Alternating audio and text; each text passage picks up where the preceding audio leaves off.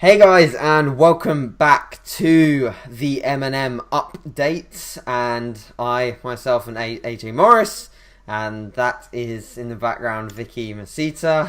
Hello! Hello again. We're back.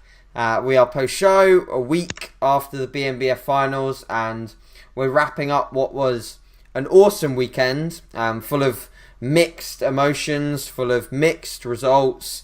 But the thing that we need to look back on in a positive light is that we both had a very enjoyable weekend. We both got to spend some time with like-minded individuals, and we both obviously enjoyed the stage experience as we normally do, and we both sort of were very happy with how we turned up on the day and how we brought our physiques to the stage at the final, which is the thing that matters the most in my opinion, and that's what we obviously went there for, was the ability to improve, or at least show something different to what we had at the qualifier show, and I think that we both achieved that. So we're obviously going to roll through what happened and how things went down in this episode, and also touching on briefly what our plans are for the future, what we're moving on to, and what you can potentially expect to see over the next few weeks for both of us. So first off, Vicky, how are you? How are things sort of a week post show? First off, actually, let's just run through how the actual day it went for yourself, and then we'll move on to sort of the week after and how this week has gone, how you've transitioned. Sure. But yeah, how was the day itself? How did you feel sort of things went for you? Just take us through the actual finals day itself. Okay, cool. So, obviously it was a very long day. Let's put that straight out there. It is a very, very, very long day, guys. Whoever's thinking about doing a bodybuilding show and you make it to the finals, be prepared to be sat around for a really long time, because it was a really, really long day, and it was bloody hot as well, wasn't it? Backstage? Oh yeah, crazy Jesus. Backstage. Cold Crazy outside, hot. but too hot. Too hot in those little rooms. We were cooped up in what seemed to be like prison cells.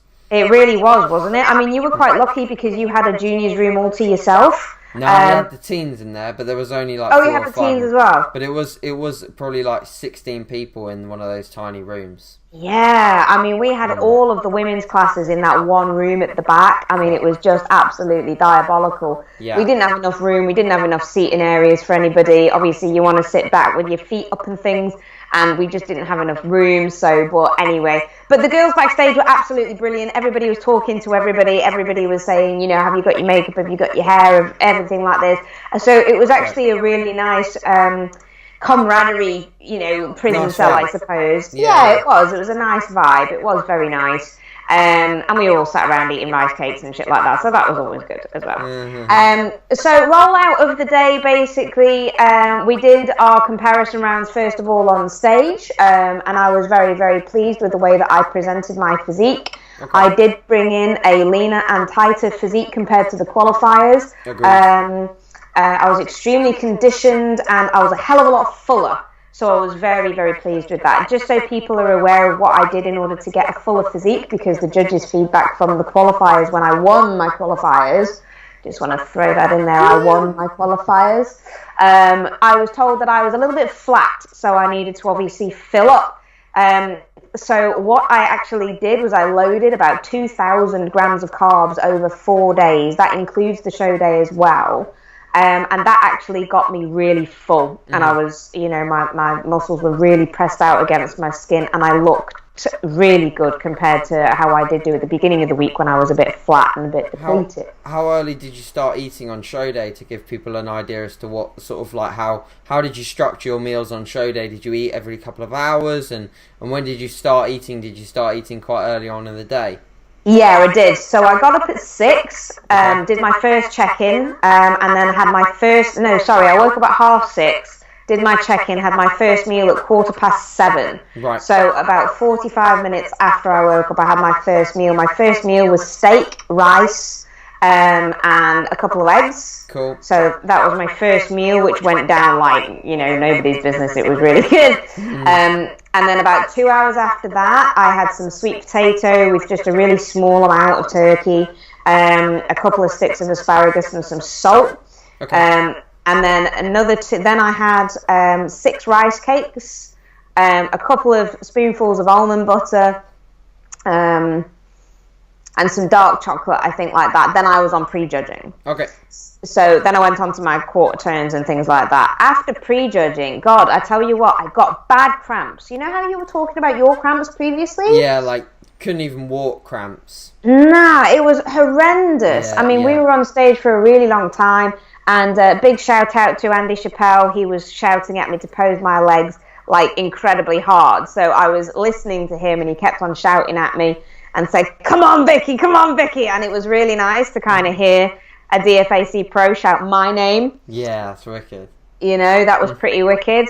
And the fact that he was rooting for me really touched me. So big shout out to Andrew Chappelle. Thank you very much, buddy. Yeah, I did listen to you, and I did pose my legs to the point where they cramped up to high heaven, wow. Which I nearly fell down the stairs for on the way back down, and I needed to stretch them, and my mum and my husband were like really massaging them to try and get the cramps out. So whilst I was lying down there, having all of that done, I did have another meal, and another meal was like 80 grams of rice, a tiny bit of protein, not really that much. Sure. And again, loads of salt, which I stole from you, didn't I? Actually, just like nicked that out of his 6-pack bag, which is brilliant. So that helped. And then, again, obviously and a banana. And a banana, You that's right. We banana. shared a banana. It was like the biggest, thickest banana I've ever seen in my life, and that's the reason why we had to have half a banana each. Because, bloating, right? So we had a banana for the potassium gains, which would help with the cramps. So it was great. One of my favourite parts of the day was lying down on the floor next to AJ with a big, thick banana. High five on the banana. Moving swiftly on from that comment. Then we went over to the routines. I got my routine. I was really, really pleased with my routine. I practiced it to death. I managed to hit all of my poses, and I was really quite pleased with the package that I presented on stage. So leading on to the final lot of quarter turns and the final call outs, didn't get top 5. Didn't get placed top 5. Didn't hit my goal of reaching Miami or getting that invite. Was I disappointed? Immensely so. Absolutely immensely so. Did I find it a bit of an unfair judging?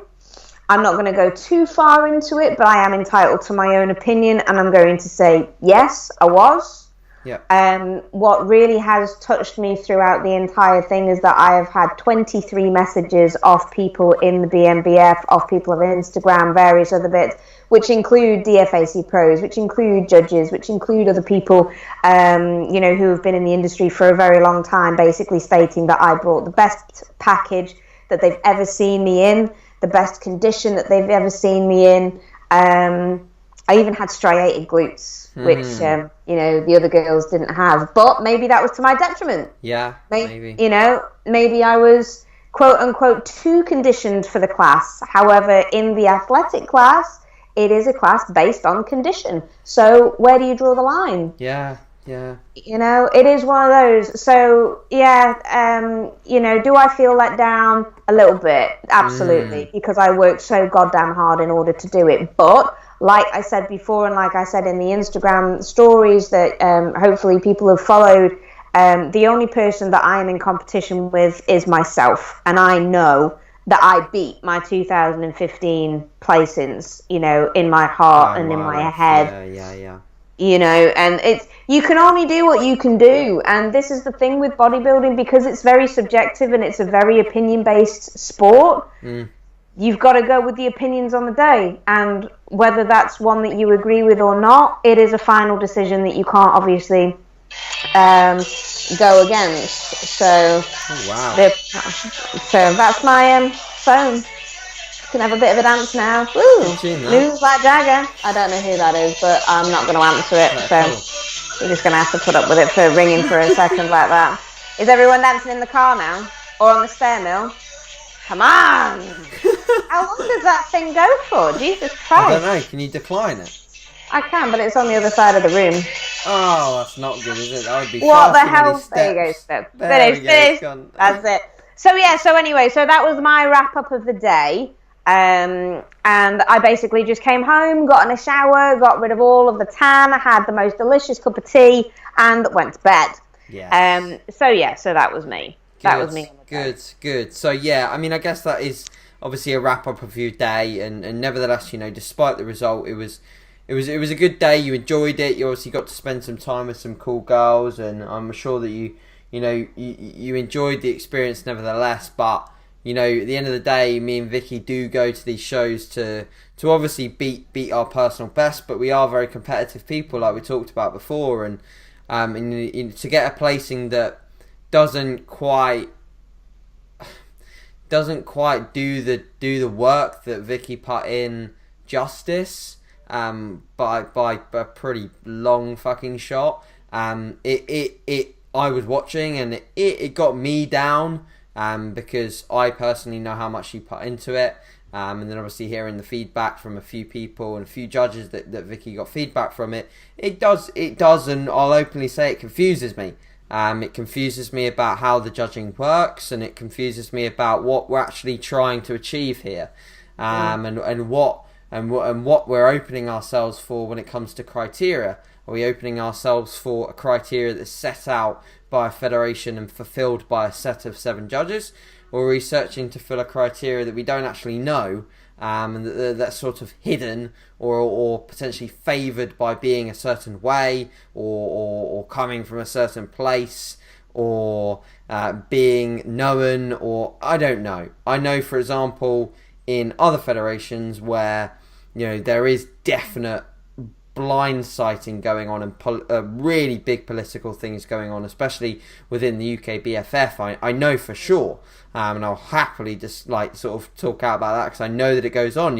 I know that if you're a part of a certain posing club or a certain posing team, you get favoured, and you get favourable call-outs, and you get favourable positionings on stage, and then you get favoured results because the judges and things like that. So I mean, I've personally in the past, I've personally never experienced that with the BNBF, but I must say that some of the results I personally didn't agree with, but this is bodybuilding and everyone's entitled to their opinion, and I just hope that when the opinion is decided upon, it is a fair split between the judges, because that to me is what bodybuilding's about. It's about the combination of a judge's score equaling a result based on 7 opinions, as opposed to 1 or 2 opinions. Because if it was 1 or 2 opinions, what's the point in having a panel? What's the point in having a panel, right? Yeah. So,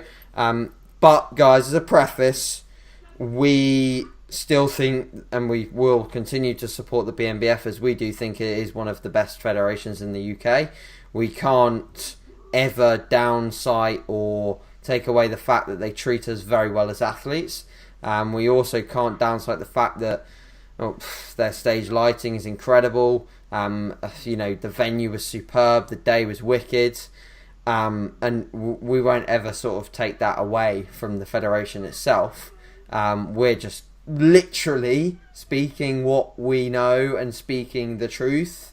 And this is a no bullshit podcast, and we hope that as listeners you respect that, and you don't sort of think that we're bashing or doing anything blindsided here and being horrible, because we're not, and we're not out to do that. And I think even with my result, I put up a post today, I wanted to win, my result was I wanted to be British champion, and there's a lovely photo that Phoebus took of me giving a fist bump to Taff after he won, and that's because you don't be a dick. You be humble in whatever happens, and this is why Vicky is fucking awesome, because she hasn't gone and sort of I'm sure she'll post stage pictures, and I'm sure a lot of them will reveal potentially an opinionated thing from someone else that will be like, Vicky, you should place higher, and I'm sure. In a way, I've got my stage shots, and in a way, I don't want to post them because of that. Yeah, do you know what I mean? Yeah, I know you're like that, and I knew you were like that. But there's some competitors out there, that will post a stage shot and say, "This is me. This is first. This is second, and this is fourth. I was fifth." Fuck off.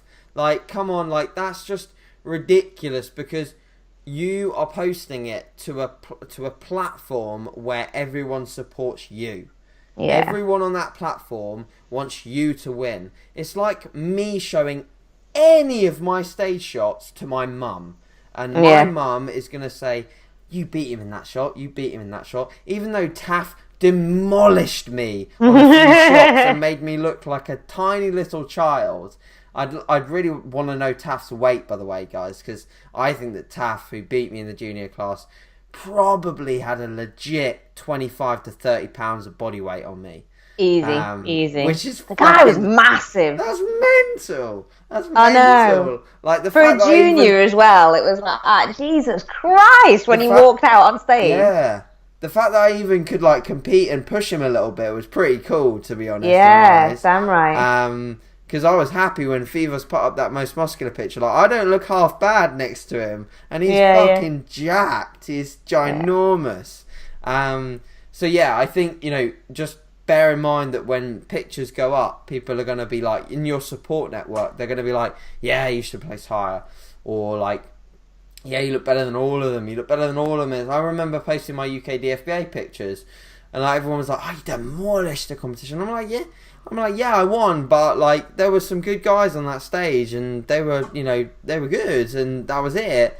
And you got to remember, like throughout the entire process, when you put up progress pictures, etc., they're going to be like, "You're going to win, you're going to win, you're going to win, you're going to win," and a lot of the time, people just do not know who's stepping on that stage. Sure. Like all of my clients that were saying you're going to win the British finals, I guarantee none of them knew who Tafara Meiji was, but I did.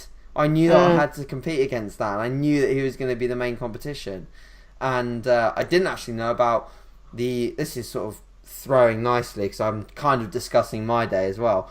I also didn't know the third place guy, who I think probably listens to the podcast, because when we were backstage, he sat down, and I knew his name because I'd seen a few pictures of him. I was like, "Hey, Danny," and he was like, "This is really surreal," and I was like, "What?" And I was like, and he was like, "Oh, it feels so weird to see you in real life," and I was like, do you know I had that as well from a figure girl? I was like, "Oh, that's so nice." She was actually afraid to come and speak to me because she was embarrassed, like a little bit of a starstruck thing. I was like, "Oh, I'm so silly." I'm not famous, mate. I was like, "I'm not famous, mate. We're just people that like to lift weights as well over here." Yeah, it's funny.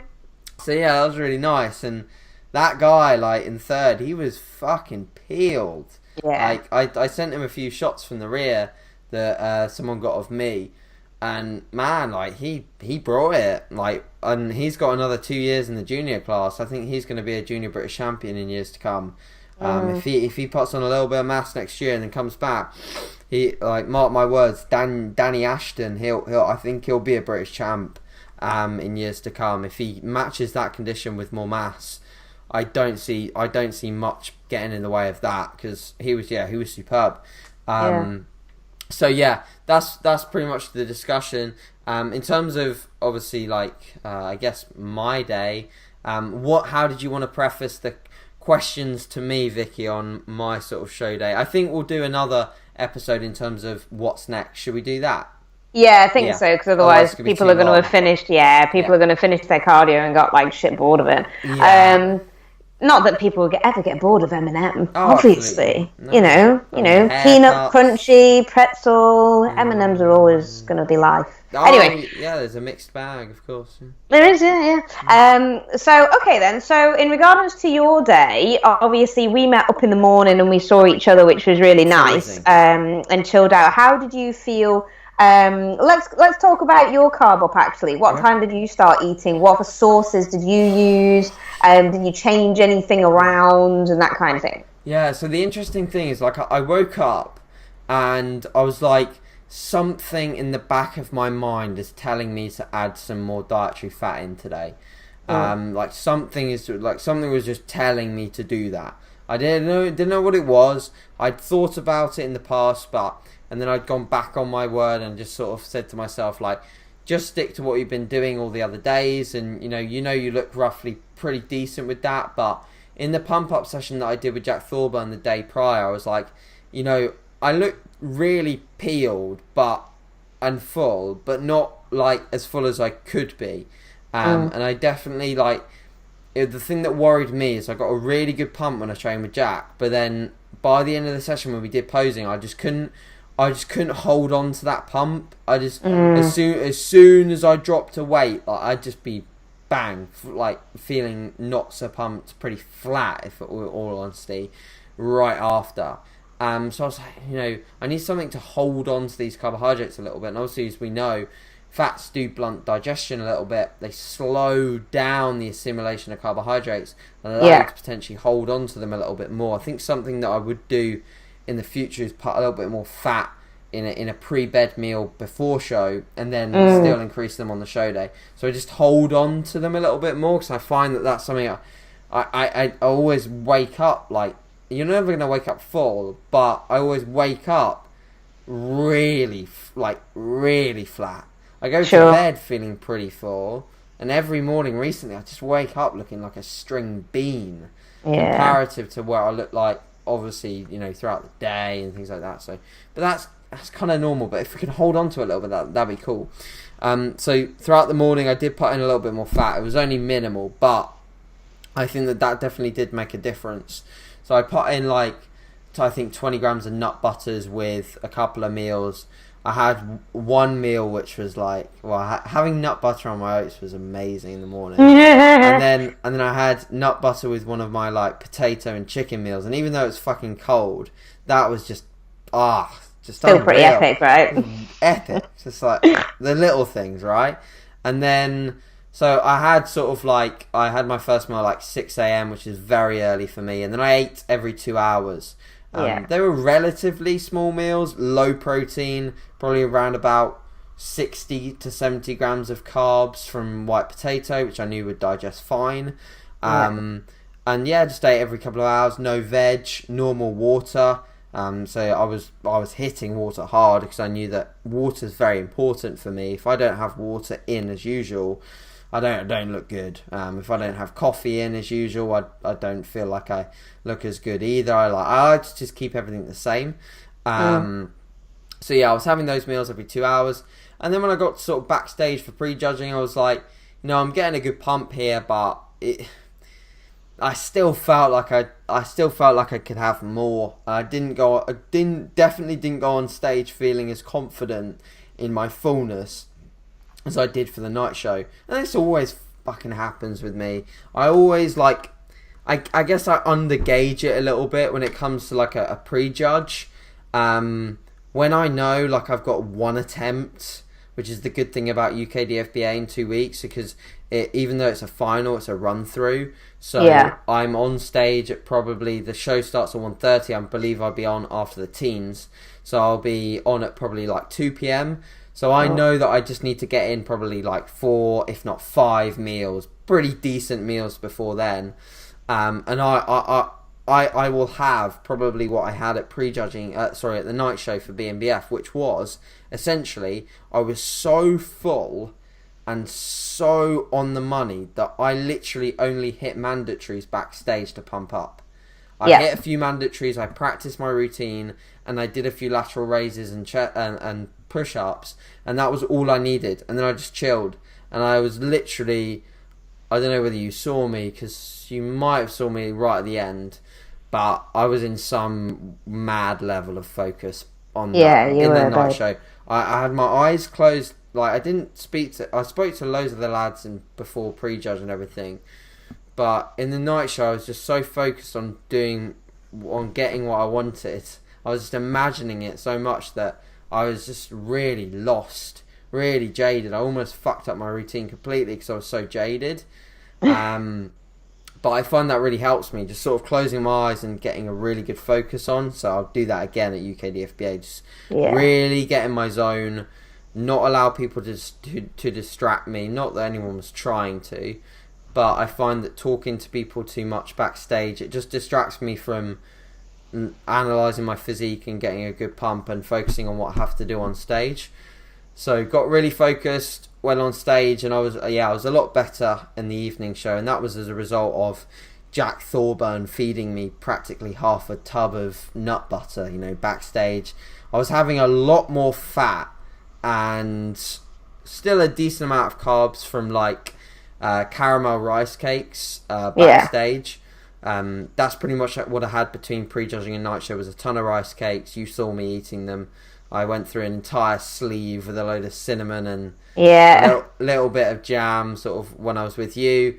And then again I had sort of like Jack had a whole pack of caramel ones, and I went through quite a decent amount of them because they're thicker, so there's more carbs per rice cake in them, so they're a bit easier on show day if you sort of struggle. I've never really struggled with stomach issues, to be honest, with nailing carbs, and I can't imagine you have really, apart from the cream of rice which you talked about. Weird. But, really strange. you know, I think me and Vicky can nail carbs and just like be fine. And to be honest, guys, when you're I see a lot of people talking about like fucking up peak weeks, going on stage bloated and things like that. Like, you're only going to walk on stage bloated, right, if you do something really, really silly with food, or you're simply not lean, and you're not lean and you introduce something wacky or weird. Like, there were like, I think Theo won't care, but Theo had a bit of a nightmare with his sort of night show. He ate something that he'd never had before he went on stage, and then in his video he was like, I went on stage bloated. I'm like, you know, Theo, like, mate, come on, you knew that that's not a smart idea. And again with another guy, again, he won't mind naming names because he put it up on Facebook, but Ryan Howells, who does like crazy peak weeks, he basically tried to do Cliff Wilson's rapid backload, and he completely fucked up the sodium and didn't have enough water, and he woke up, you should see the pics, he woke up looking like garbage compared to like 4 days before, because he just did something wacky with sodium. And what would it have done? It wouldn't have given him like, it would have maybe given him a percentage if he got it right. But he got it so wrong, looked awful in the morning, and managed to just about fix it to place pretty well at the show. But it just goes to show, like, just don't do anything stupid. And stick to your normal foods. You know, don't eat anything wacky. I mean, I saw I don't know whether you saw him at all, sort of like roaming around, but I saw David Kay with like what looked like an international crate of sweet potato, and he was gnawing away on that. I'd love to know how many carbohydrates he consumed on show day, or at least in the days. Ridiculous amount. Yeah. The guy has infinity macros. Yeah, he was on, the pro show was on of a night show before we were, and I saw the guys pumping up, and literally he was doing a couple of lateral raises. That was it. Yep, he did a couple of push-ups, and the guy's veins across his shoulders were bigger than my fucking thumb. Yeah. And it was just like, seriously. And, you know, every now and again he was like popping a grape. I'm like, what are these grapes? Are these like steroid-induced grapes? I mean, we talk about anabolic chippies, but these things, honestly, mate, green seedless grapes, anabolic as fuck. Yeah.